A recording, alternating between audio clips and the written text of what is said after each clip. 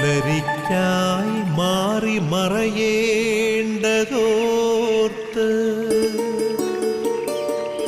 ചന്ദ്രനക്ഷത്രാദികൾ വിതുമ്പുമ്പോൾ മാറ്റമില്ലാതെങ്ങും വിരാജിക്കും ദൈവമേ, അങ്ങയെ വാഴ്ത്തുന്നു ഞങ്ങൾ. ഉദിച്ചെങ്ങും പ്രഭതൂകും പാരിലെ സൂര്യരശ്മിയേക്കാൾ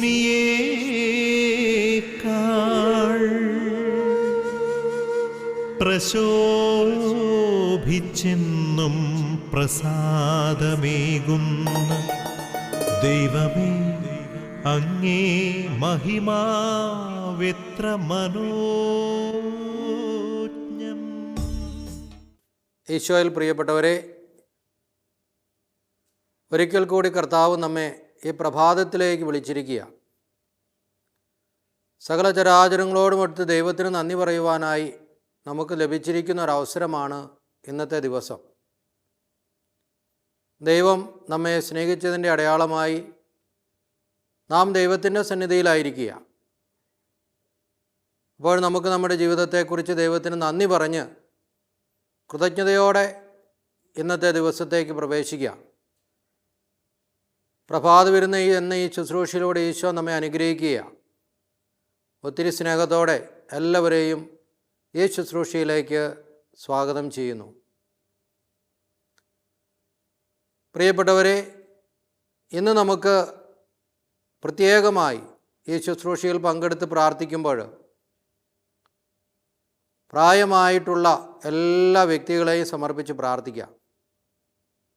അവരുടെ ജീവിത സായാഹ്നത്തിൽ അവർ കടന്നു പോകുന്ന വേദനകളും അവരനുഭവിച്ചുകൊണ്ടിരിക്കുന്ന ബുദ്ധിമുട്ടുകളും രോഗത്തിൻ്റേതായ മേഖലകളെയൊക്കെ ഈശോയ്ക്ക് സമർപ്പിക്കാം. കർത്താവെ, അവരുടെ എല്ലാം ജീവിതങ്ങളെ അനുഗ്രഹിക്കണമേ എന്ന് ഇന്നേ ദിവസം നമുക്ക് പ്രത്യേകമായിട്ട് പ്രാർത്ഥിക്കാം, അവരെ സമർപ്പിക്കുകയും ചെയ്യാം. പരിശുദ്ധ അമ്മയുടെ പ്രത്യേക മധ്യസ്ഥം നമ്മുടെ ഈ ശുശ്രൂഷയിലേക്ക് കടന്നു വരുവാനായിട്ട് പരിശുദ്ധ അമ്മയോട് ചേർന്ന് നമുക്ക് പ്രാർത്ഥിക്കാം.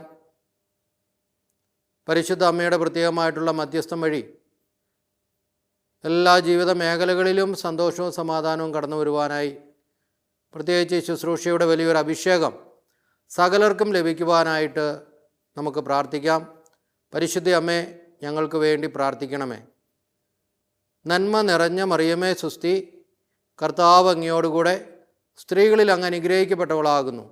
അങ്ങയുടെ ഉദരത്തിൻ ഫലമായി ഈശോ അനുഗ്രഹിക്കപ്പെട്ടവനാകുന്നു. പരിശുദ്ധ മറിയമ്മേ, തമ്പുരാൻ്റെ അമ്മേ, പാപികളായ ഞങ്ങൾക്ക് വേണ്ടി ഇപ്പോഴും ഞങ്ങളുടെ മരണസമയത്തും തമ്പുരാനോട് അപേക്ഷിച്ചു കൊള്ളണമേ. ആമേൻ. പരിശുദ്ധാത്മാവായ ദൈവത്തെ നമ്മുടെ ഹൃദയത്തിലേക്ക്, നമ്മുടെ ജീവിതത്തിലേക്ക് വിളിച്ച് നമുക്ക് പ്രാർത്ഥിക്കാം. പരിശുദ്ധാത്മാവ് നമ്മെ ആത്മീയതയിൽ അഭിഷേകം ചെയ്ത് നമ്മുടെ ജീവിതത്തെ ഏറ്റെടുത്ത് നയിക്കുന്നത്, വചനം സ്വീകരിക്കുവാനും വചനത്തിനനുസരിച്ച് ജീവിക്കുവാനും വചനം ഉൾക്കൊള്ളുവാനും തക്കവിധം പരിശുദ്ധാത്മാവാണ് നമ്മെ ശക്തിപ്പെടുത്തുന്നത്. നമുക്ക് പ്രാർത്ഥിക്കാം. പരിശുദ്ധാത്മാവേ, അങ്ങയുടെ ശക്തി ഞങ്ങളിലേക്ക് അയക്കണമേ. പരിശുദ്ധാത്മാവേ, അങ്ങയുടെ അഭിഷേകം കൊണ്ട് ഞങ്ങളെ നിറയ്ക്കണമേ. പ്രാർത്ഥനയോടെ പരിശുദ്ധാത്മാവിനോട് പ്രാർത്ഥിച്ച് വിശ്വാസത്തോടെ നമുക്ക് തിരുവചനം സ്വീകരിക്കുവാനായിട്ട് ഒരുങ്ങാം. തൂമഞ്ഞിൽ വിടരും പുഷ്പസുഗന്ധമെത്രയോ ഹൃദ്യം,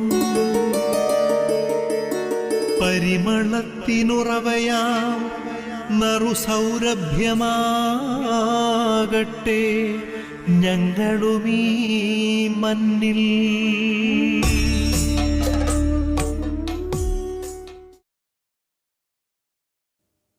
യാക്കോബ് ലേഖനം 5-ാം അധ്യായം 19-20 തിരുവചനങ്ങളാണ് ഇന്ന് നമ്മൾ വായിച്ച് ധ്യാനിക്കുന്നത്. യാക്കോസ്ലിഹായുടെ ലേഖനം 5-ാം അധ്യായം 19-20 തിരുവചനങ്ങൾ.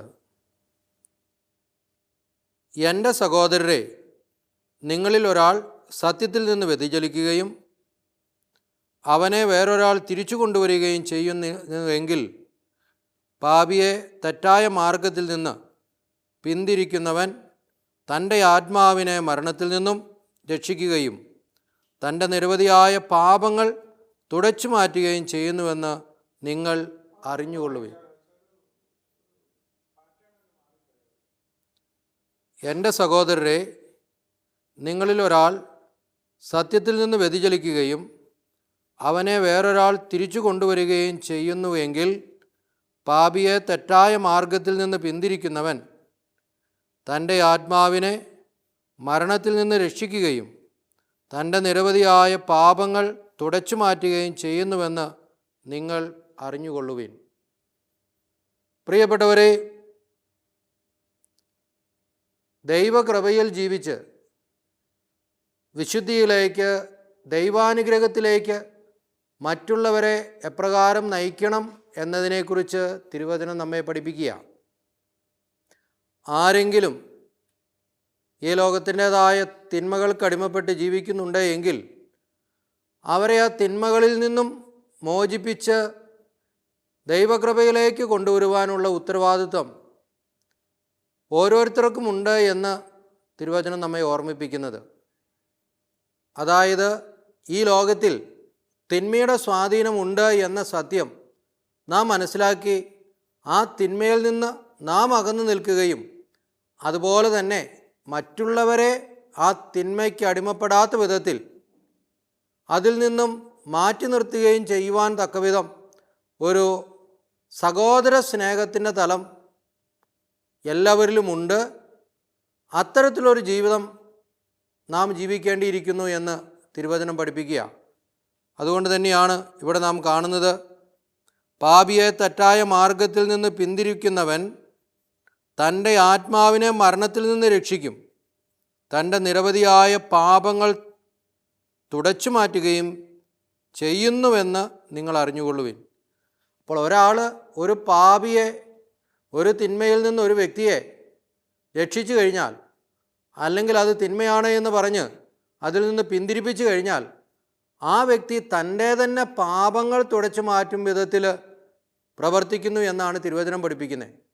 അതായത് തിന്മയിലേക്ക് ഒരു വ്യക്തി പോകാതിരിക്കുവാനായി ആരെങ്കിലും ഒരു നന്മയുടെ മാർഗം കാണിക്കുകയും നന്മ പറഞ്ഞു കൊടുക്കുകയും നല്ലതിനെക്കുറിച്ച് സംസാരിക്കുകയും ഒരു തിന്മയിൽ നിന്നും തെറ്റിൽ നിന്നും ആ വ്യക്തിയെ മോചിപ്പിക്കുകയും ചെയ്യുന്നു എങ്കിൽ, പ്രിയപ്പെട്ടവരെ, തിരുവചനം പറയുകയാണ്, നാം നമ്മുടെ പാപങ്ങൾ തന്നെയും തുടച്ചു മാറ്റുവാൻ തക്കവിധം കൃപ അതിലൂടെ സ്വീകരിക്കുന്നു എന്ന്. അതായത് മറ്റൊരുവൻ്റെ ആത്മരക്ഷയിലുള്ള ശുഷ്കാന്തി എന്ന് പറയുന്നത് നമ്മുടെ പാപങ്ങൾക്ക് തന്നെ പരിഹാരമാകും വിധത്തിലാണ് എന്ന് പരിശുദ്ധ വചനത്തിലൂടെ ദൈവം നമ്മെ ഓർമ്മപ്പെടുത്തുകയാണ്. അപ്പോൾ സഹോദര സ്നേഹത്തിൻ്റെ തലത്തിൽ നിന്നുകൊണ്ട് തിന്മയിൽ നിന്ന് എല്ലാവരെയും അകറ്റിക്കളയണം, മാറ്റി നിർത്തണം എന്നും ഈശോ നമ്മെ പഠിപ്പിക്കുക.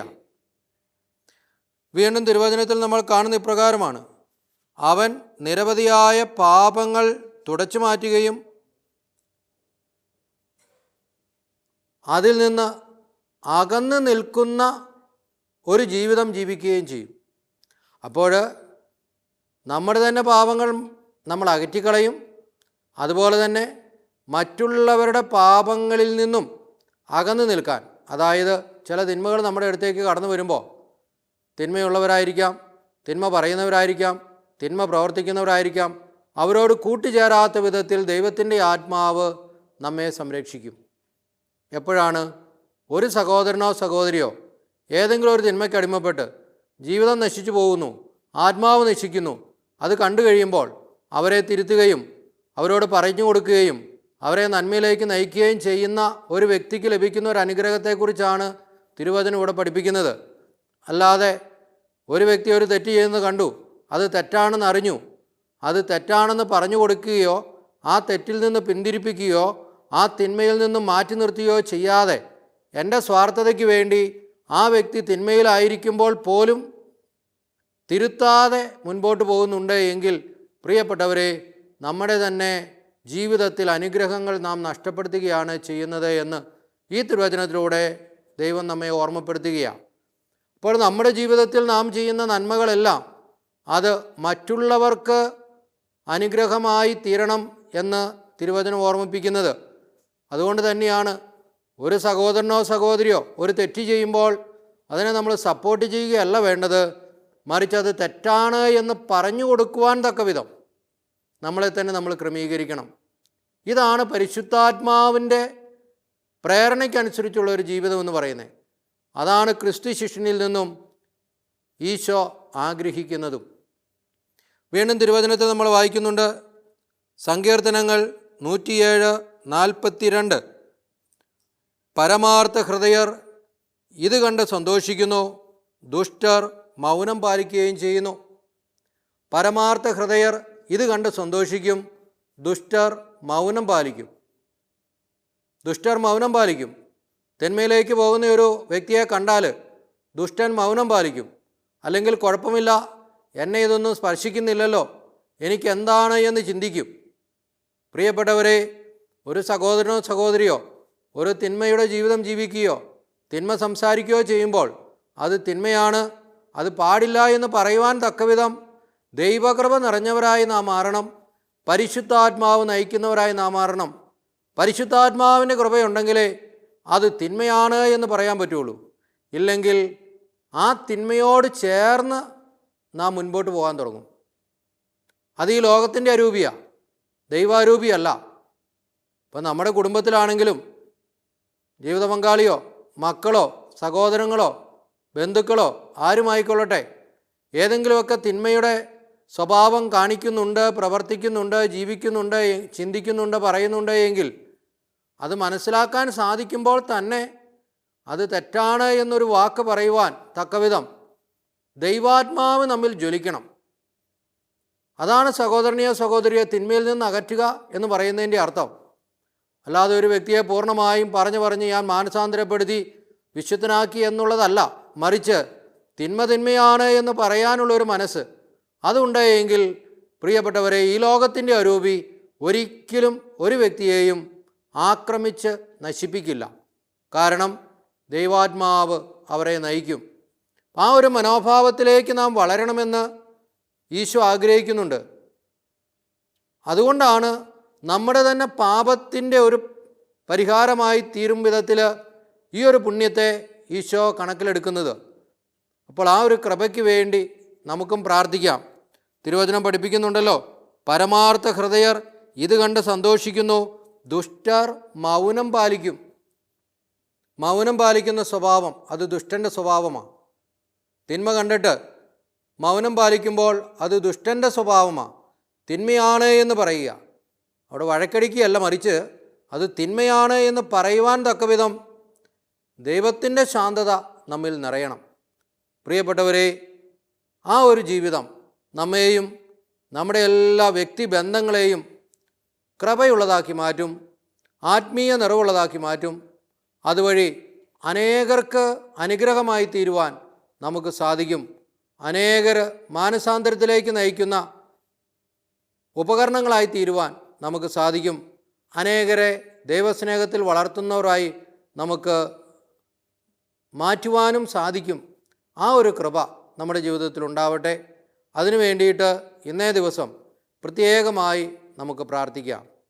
ആബാ പിതാവേ, സ്നേഹാഗ്നിയാൽ ജ്വലിക്കട്ടെ മക്കളാ ഞങ്ങളെല്ലാം.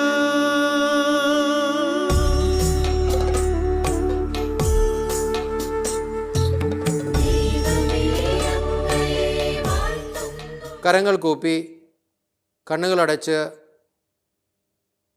ഒരു നിമിഷം നമുക്ക് പ്രാർത്ഥിക്കാം. നമ്മുടെ ചിന്തകളെയും നമ്മുടെ വികാരങ്ങളെയെല്ലാം ദൈവത്തിലേക്ക് സമർപ്പിക്കാം. വിശുദ്ധീകരിക്കണമേ എന്ന് പ്രാർത്ഥിക്കാം.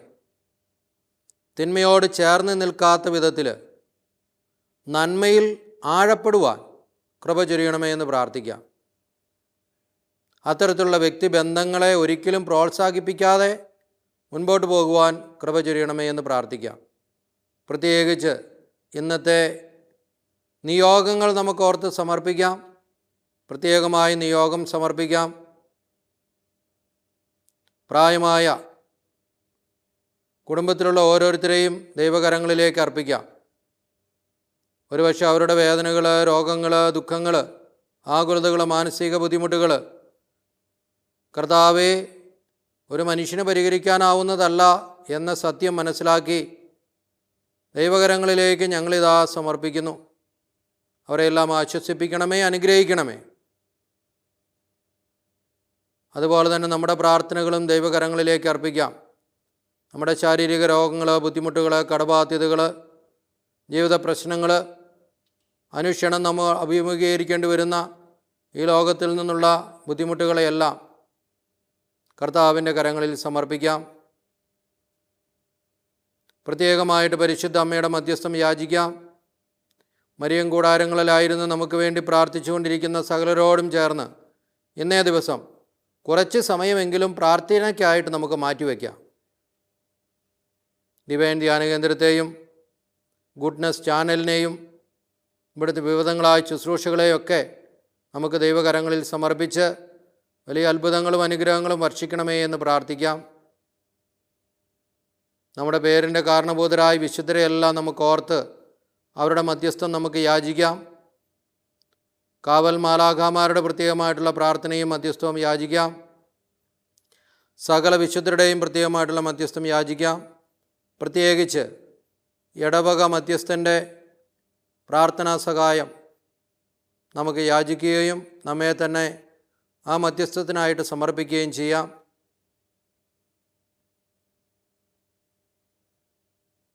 നമ്മുടെ എല്ലാ നിയോഗങ്ങളും പ്രാർത്ഥനകളും ദൈവകരങ്ങളിലേക്ക് സമർപ്പിച്ച് പൂർണ്ണമായ ആഴമായ ബോധ്യത്തോടെ പ്രാർത്ഥനയോടെ ഈശോയുടെ ആശീർവാദത്തിനായിട്ട് നമുക്കൊരുങ്ങാം.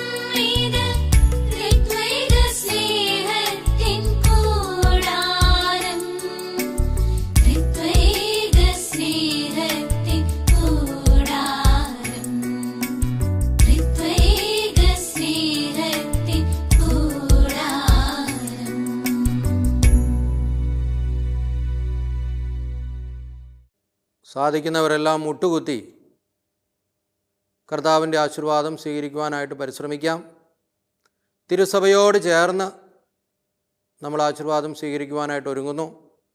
മാർപ്പാപ്പയോടും മെത്രാന്മാരോടും കർദിനാളന്മാരോടും വൈദികരോടും സന്യസ്തരോടും സമർപ്പിതരോടും എല്ലാം ചേർന്ന് ദൈവജനത്തോടും അതുമായി ബന്ധപ്പെട്ട എല്ലാ വ്യക്തികളോടും ചേർന്ന് നിന്നുകൊണ്ട് നമുക്ക് കർത്താവിൻ്റെ ആശീർവാദം സ്വീകരിക്കാം.